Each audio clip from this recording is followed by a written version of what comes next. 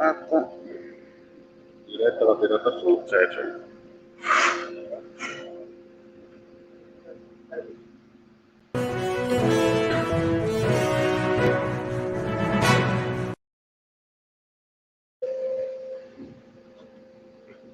Signori all'ascolto, buongiorno, siete collegati in diretta con Azzano Decimo, già inquadrato il sindaco Marco Putto, siamo nel luogo, nell'epicentro del maltempo che si è scatenato durante la notte, in particolare qui nel Friuli occidentale. Allora, signor sindaco, la domanda nasce spontanea, a circa 15 ore dal passaggio del Fortunale, com'è la situazione innanzitutto?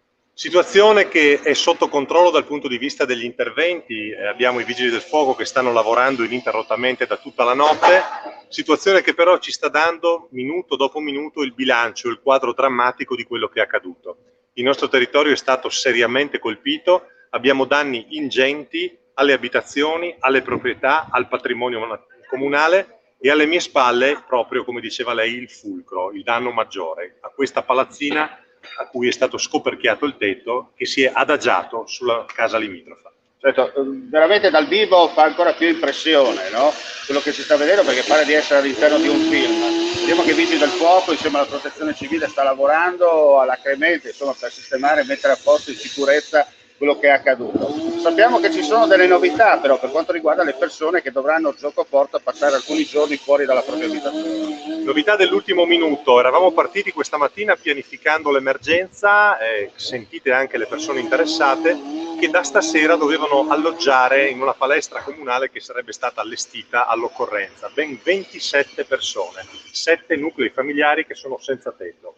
Notizia di pochi minuti fa, molte di queste persone si sono accordate con parenti, con amici, hanno trovato altre sistemazioni temporanee e da 27 sono rimaste a 12.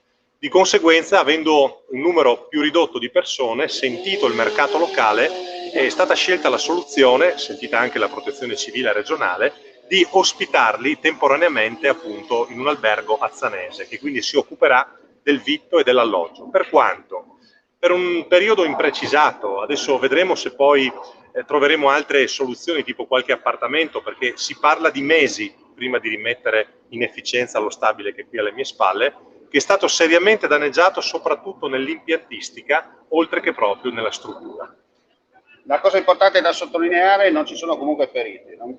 Nessun ferito, solo danni alle cose e agli immobili. Questa è una notizia importante perché, come vedete, se quel tetto cadeva addosso a qualcuno staremmo raccontando un'altra storia. Questo per quanto riguarda tutto ciò che è avvenuto nel territorio comunale, nessun ferito.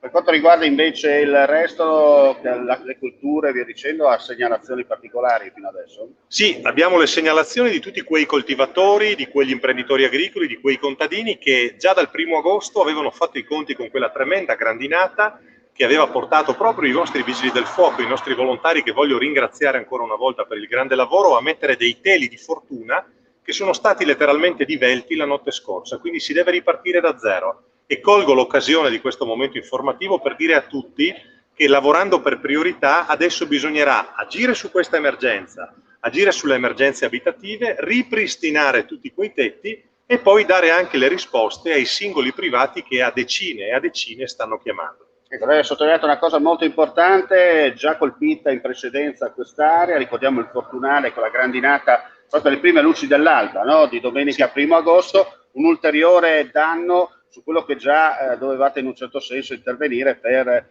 varie situazioni. Immagino giocoforza richiesta alla Regione, allo Stato, per lo stato di calamità naturale. No? Fatto il 1° agosto, rifatto proprio oggi, la richiesta dello stato di calamità è stata fatta da me, proprio a nome del Comune, quindi siamo in attesa di risposte. Mi giungono già notizie rassicuranti circa lo stanziamento di fondi per questa calamità, quella di ieri notte. Per quanto attiene alla grandinata, siamo in attesa di risposte come tanti altri comuni che appunto hanno inoltrato la medesima domanda. Quindi stiamo parlando di qualche cosa al di fuori del comune che secondo noi merita un adeguato ristoro, soprattutto nei confronti dei cittadini colpiti. Grazie signor Sindaco, grazie a voi gentili amici e amiche per la visione all'ascolto. Chiaramente l'informazione sulla nostra rete continua attraverso il nostro sito friulitv.net, aggiornamenti in presa diretta come si dice in questi casi. Non resta che augurare a tutti voi un buon proseguimento di giornata e tutto da Azzano Decimo.